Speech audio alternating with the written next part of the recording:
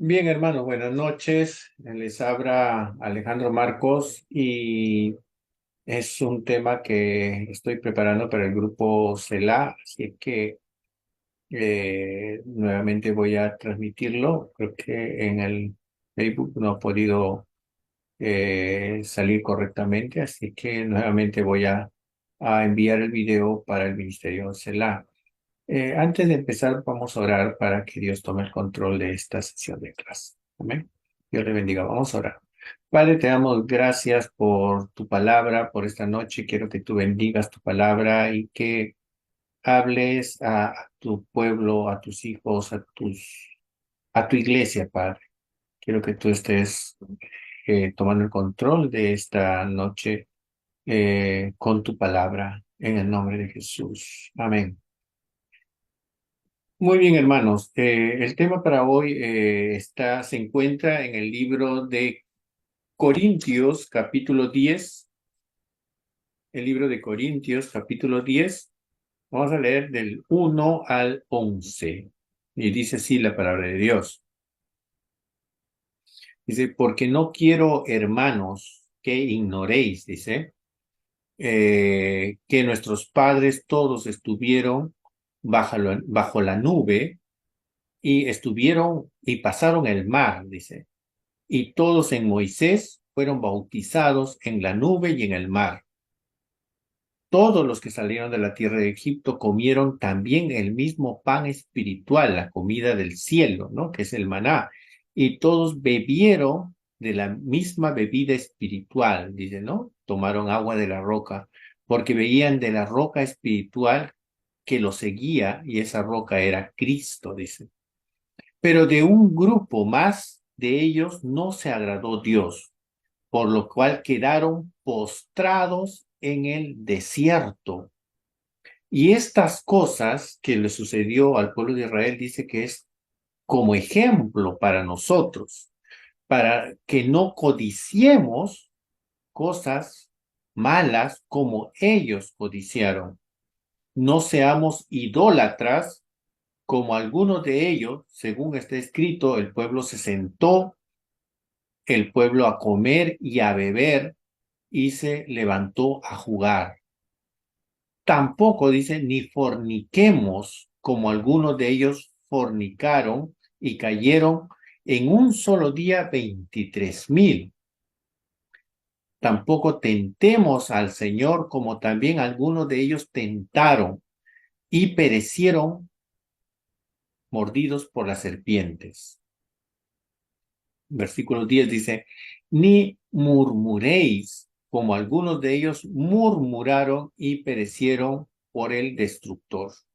Y por último, el versículo 11 dice, estas cosas le acontecieron como ejemplo y están escritas para amonestarnos a nosotros, a quienes han alcanzado los fines del siglo. Muy bien. ¿Qué es lo que Dios quiere hablarnos por medio de esta palabra? La Biblia dice que el pueblo de Israel salió de Egipto a una tierra prometida, a una tierra que fluye leche y miel, una tierra de bendición. Iban a salir al lugar de la herencia que Dios había prometido a Abraham, a Isaac y a Jacob.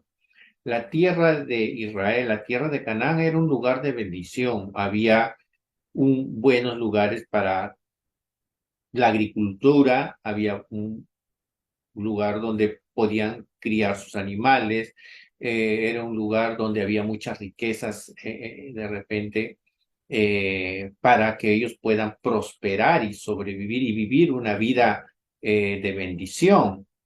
Era la promesa que Dios había hecho a Abraham, ¿no? Una tierra de bendición.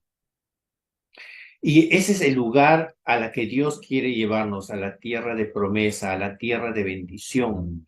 Dios nos saca de la esclavitud del pecado, nos saca del mundo para llevarnos a un mejor lugar. Siempre Dios va a querer llevarnos de una posición a un nuevo nivel, al lugar donde Dios tiene propósito, al lugar donde Dios tiene la herencia para nosotros. Eso para todos, ¿no? Pero dice que del grupo que Dios sacó, que aproximadamente era 500.000 de israelitas, de ese grupo que Dios sacó, dice que muchos de ellos perecieron, no llegaron a la tierra de Canaán, quedaron postrados en el desierto y no lograron llegar a su destino. Dice así la palabra de Dios. ¿Y qué les impidió? Dice que estas cosas que sucedieron y que están escritas en la Biblia, que sucedieron en el Antiguo Testamento y están escritas en la Biblia, están escritas ahí para ejemplo nuestro, están como ejemplo para que nosotros no tropecemos como ellos tropezaron. Entonces, uno de los primeros pecados que impidió a ese grupo de israelitas llegar a su destino, a la tierra prometida, a la tierra de Canaán, fue la codicia. La codicia, aunque parezca imperceptible, es un pecado muy destructuoso. Es una de las cosas que Dios abomina. Es cuando las personas desean satisfacerse a sí mismo a costa de otras personas. Es cuando uno quiere el bien para uno sin importar lo que le pueda pasar a los demás, sin importar lo que otros desean, sin ver las necesidades de los demás, sino que uno quiere su beneficio y su bienestar a costa de del sufrimiento de otras personas. La codicia tiene que ver no solo tiene que ver con dinero, también tiene que ver en asuntos de familia, en asuntos sentimentales, en asuntos incluso sexuales. Claro, también tiene que ver en economía, pero también es cuando uno prefiere su propio placer a costa de otra persona. Entonces, es un pecado que a veces es imperceptible. Nadie reconoce simplemente que es codicioso. La mayoría se siente un dador alegre, pero en realidad en su corazón tiene codicia. Hubo una vez un joven rico que se acercó a Cristo y le dijo, Señor, ¿qué haré para heredar la vida eterna? El Señor simplemente le dijo, cumple los mandamientos. Y él dijo, los he cumplido desde mi juventud, ¿qué más me falta? El Señor le dijo, vende todo lo que tienes y dalo a los pobres. Entonces la forma de vencer a la codicia es dando. Es la única forma. Y el primer ser a quien nosotros nos debemos de dar lo que le pertenece es Dios. Dios nos ha dado la vida. Dios nos ha dado este planeta donde vivimos. Tenemos el sol, la tierra, el aire, el mar. Tenemos los recursos de la tierra, tenemos los recursos del mar, tenemos los recursos incluso del aire, y todo eso le pertenece a Dios. Dios dio los ríos, las montañas, los animales, los principios para poder producir alimento en la tierra, para que puedan nacer y reproducirse los animales.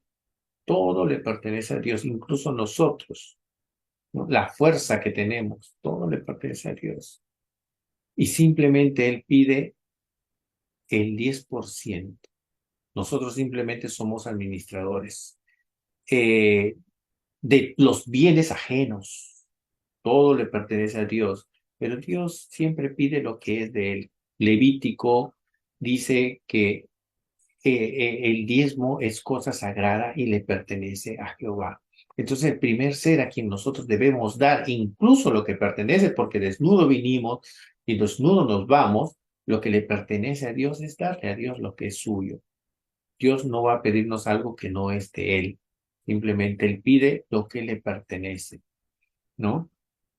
Levítico dice, el diezmo es de Jehová, no hay un límite. El diezmo no es parte de la ley de Moisés, se practicó 400 años antes que venga la ley de Moisés. Es un principio del reino de los cielos. Entonces, la forma como nosotros podemos vencer a la codicia, la única forma de vencer a la codicia es dando. Nadie va a vivir en felicidad absorbiendo todo o acaparando todas las cosas. Dice, cuenta la historia de Jesús que hubo un hombre que acumuló riquezas, dice, llenó de su casa de riquezas, pero en algún momento vino una voz y le dijo, hoy vas a dejar esta tierra, vas a morir. ¿Y para quién queda todas las cosas que ha guardado?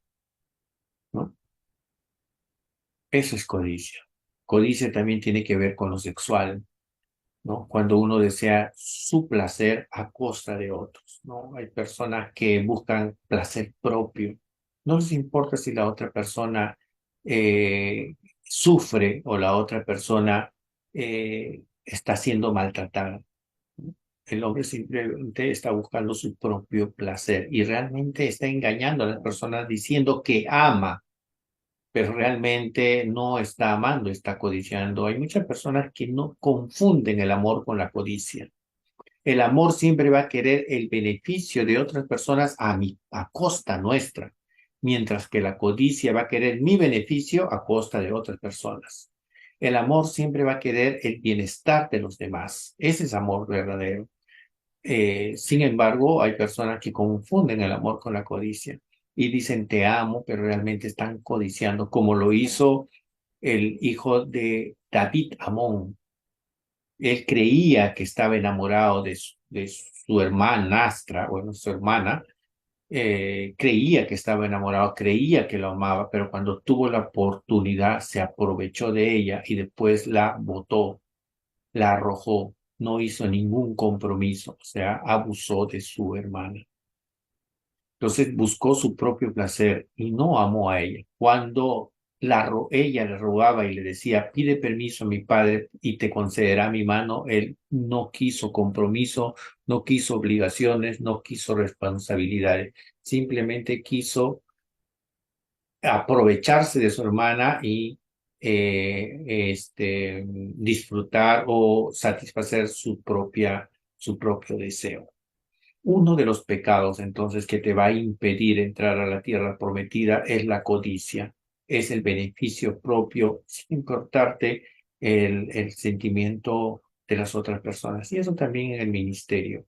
Hay personas que eh, es, eh, usan a las ovejas para su propio beneficio y no trabajan en beneficio de las ovejas. Así es que uno de los pecados que te puede impedir llegar al lugar que Dios quiere para tu vida es la codicia. Número dos, el segundo pecado que puede limitarte para entrar a la tierra prometida es la idolatría. Ahora, en estos tiempos ya pareciera que nadie practica idolatría, menos en el pueblo de Dios, menos en la iglesia cristiana evangélica, ¿no? Cualquiera dice, acá no estamos adorando becerros de oro, nadie está adorando a dioses ajenos y nosotros no cometemos idolatría, pero la verdadera idolatría está en el corazón. Incluso el amor al dinero, la Biblia dice que es idolatría, estás amando lo material antes que al Creador. Así es que hay cosas que son idolatría que a nosotros no nos parece que fuera idolatría. La Biblia dice, buscad el reino de Dios y su justicia y todas las cosas os serán añadidas. Cuando nosotros buscamos las cosas antes que el reino de Dios, estamos cometiendo idolatría porque estamos poniendo en nuestro corazón cosas antes que el Creador. Quien debe ocupar el primer lugar en nuestro corazón es Jesucristo. Quien tiene que ocupar el primer lugar en nuestro corazón son los propósitos de Dios y la voluntad de Dios para nuestra vida. Cualquier otra cosa que ocupe el lugar que Dios debe ocupar en nuestro corazón y en nuestra vida es idolatría. Puede ser tu trabajo. ¿Prefieres el trabajo antes que servir a Dios? ¿O prefieres el trabajo antes de orar o de leer la palabra de Dios? Puede ser la familia, ¿no? Puede ser los esposos, la esposa, prefieren al esposo, la esposa, el enamorado, la pareja, antes que el creador, antes que Dios, o incluso los hijos. Pueden ser también idolatría nuestra, porque estamos colocando antes que el amor a Dios. Entonces, idolatría no solamente es adorar imágenes, sino también poner cualquier cosa antes que Dios en nuestro corazón. Incluso puede ser también el ministerio, la fama, los talentos, nuestro talento. Eso también puede ser idolatría en el reino de Dios. Y ese pecado te puede impedir llegar a la tierra prometida, ¿no? Porque el que da todas las cosas es Dios. Y si pones a las cosas antes que a Dios, realmente estás adorando a las cosas y no estás adorando a Dios. El pecado que continúa es el tercer pecado que puede impedir a los cristianos llegar a la tierra de Canaán, llegar al lugar de bendición, al lugar de propósito, al destino, a que tú disfrutes la herencia que Dios tiene para ti. El tercer pecado es la fornicación. Fornicación en realidad tiene que ver con todo tipo de pecado sexual, todo lo que es placer sexual fuera de la voluntad de Dios. La voluntad de Dios para la sexualidad es el matrimonio. La bendición de Dios para la sexualidad está dentro de una relación matrimonial, dentro de una relación de pacto matrimonial. Dentro del pacto matrimonial tú puedes disfrutar de tu pareja y tienes que disfrutar de tu pareja. Incluso es una obligación, según Corintios.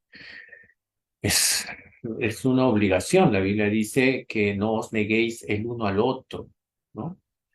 Porque hay que cuidarnos de que os tiente Satanás, dice, ¿no? Entonces, como pareja tienen todo el derecho de disfrutar de la sexualidad, pero todo pecado o vicio fuera del marco matrimonial son pecados que te pueden impedir llegar al lugar de destino. La promiscuidad, tener relaciones sexuales con aquella persona que no es tu pareja, con aquella persona que no has dado el voto o el compromiso para cuidarla delante de Dios. Simplemente estás intercambiando placer por otro placer.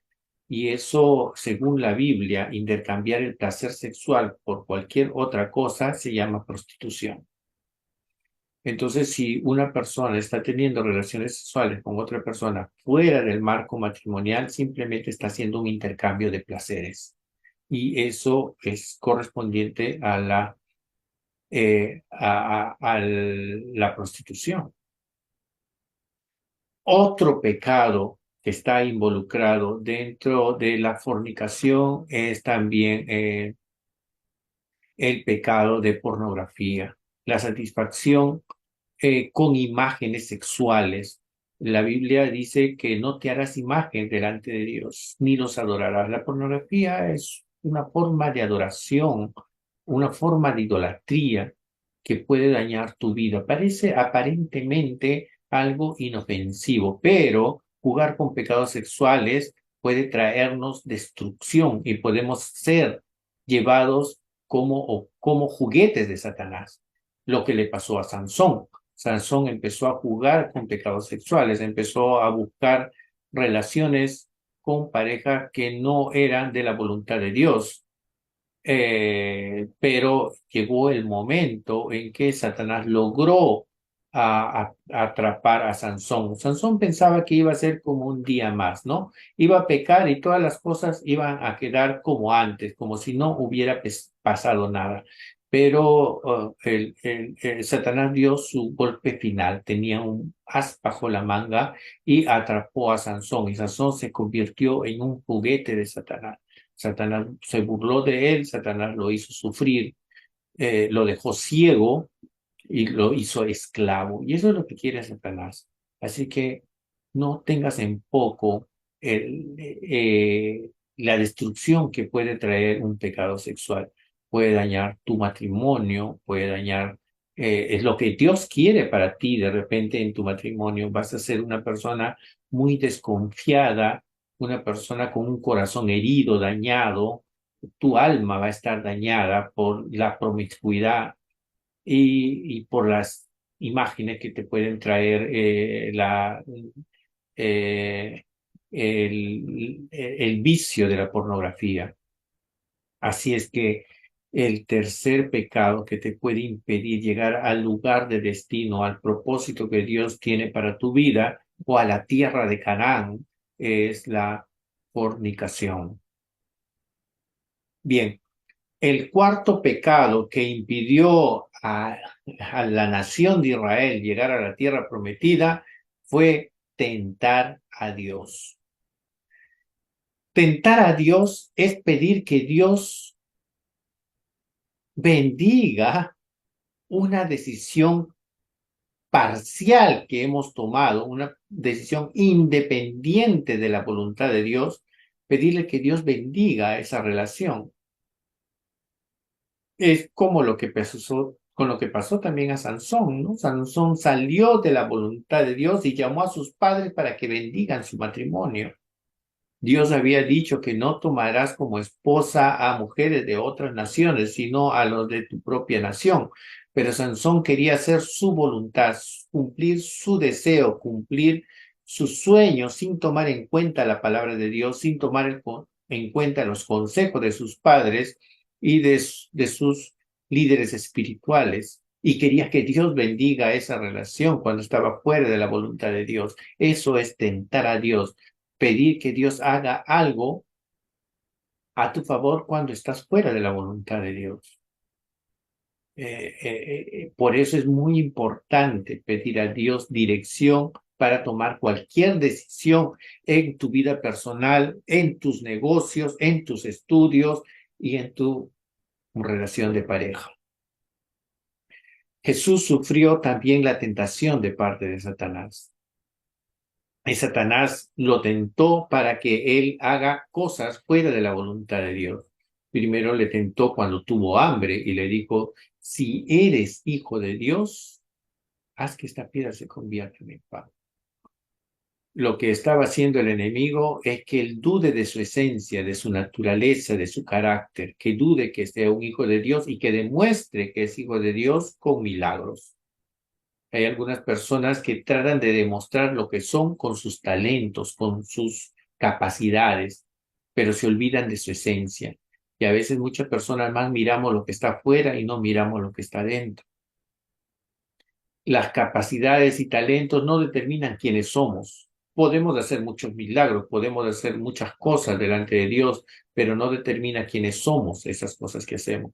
Una vez a Jesús se le presentó un grupo de personas, le dijeron, Señor, nosotros hicimos muchos milagros en tu nombre, nosotros predicamos y profetizamos en tu nombre. Pero el Señor le contestará, no sé quién sois, nunca os conocí, hacedores de maldad. ¿Qué significa de que nuestros talentos, tus talentos en la música, tus capacidades en el canto, o lo que tú haces delante de Dios, o todas esas capacidades, esos dones que puedas estar usando aparentemente para decir que estamos sirviendo a Dios, no determinan nuestra esencia, no determina quiénes somos. Lo más importante para Dios es quiénes somos de lo que hacemos. En segundo lugar, la tentación que tuvo Jesús fue que el diablo lo llevó y dice que le mostró todas las riquezas de este mundo y le dijo, mira, todo esto te lo daré si postrado me adorares, si postrado me adoras. Quiso comprar voluntades.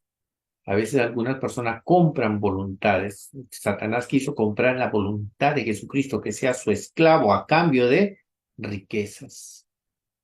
Y muchas personas se venden por muy poco. En este mundo se venden voluntades. La voluntad de una persona cuesta poco. Como Esaú, que vendió su primogenitura simplemente por un plato de lentejas. Vendió su voluntad por un plato de lentejas. Pero hay personas en este mundo que se dejan sobornar. Autoridades que se dejan sobornar. Incluso nosotros como cristianos, tengan cuidado de la manipulación. Hay jovencitos que pueden estar tentando a sus novias con tratar de comprar la voluntad de la novia, ¿no? Con regalitos, simplemente para después satisfacerse a sí mismo. Así que no caigas en esa tentación, jovencita, que no nadie compre tu voluntad, tu esencia. El último pecado con que le tentó Satanás a Jesús fue llevándolo al pináculo del templo y que si eres hijo de Dios, tírate. Porque los ángeles te sostendrán para que tu pie no tropiece en piedra. Pero la Biblia no dice eso. La Biblia dice que cuando tú camines en la vida, no, en la vida, Dios cuidará que tu pie no tropiece en piedra. No dice que Él mandará ángeles cuando uno trate de romper la ley de la gravedad. No, eso es tentar a Dios, pedir que Dios bendiga algo que está fuera de su voluntad, está fuera de su carácter, de su persona, de la palabra de Dios. Entonces, el pueblo de Israel muchas veces tentó a Dios, desobedeció a Dios, incluso quería hacer cosas fuera de la voluntad de Dios, fuera del tiempo de Dios, ¿no? Eh, y ese grupo de personas no ingresó a la tierra prometida. Entonces, el tentar a Dios también es un pecado que es imperceptible para muchos. Algunos ven el adulterio, la fornicación como un pecado inmenso y creen que el tentar a Dios, no hacer algo fuera de la voluntad de Dios sin pedir dirección de Dios, pues piensan que no, pues es un simple pecado, pero no, eso está haciendo daño a las cosas que Dios tiene para nosotros y va a impedir que nosotros entremos a la tierra prometida. Entonces, el cuarto pecado que impide a los cristianos llegar al lugar de destino, ingresar a la tierra que Dios prometió, a la tierra de herencia que Dios tiene para nosotros, es el tentar a Dios. Como quinto pecado que impidió al pueblo de Israel entrar a la tierra prometida, es un pecado que tiene que ver con la lengua, la murmuración. La murmuración también es un pecado que parece liviano, imperceptible. La murmuración simplemente significa hablar mal o mal decir, ¿no? Decir mal sobre cualquier cosa.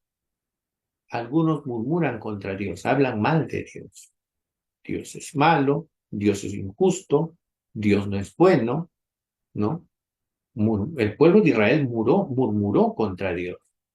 Dijo, pues, que ellos preferían, ¿no? Haberse quedado en la tierra de Egipto y ser esclavos y no cruzar el desierto para llegar a la tierra de destino.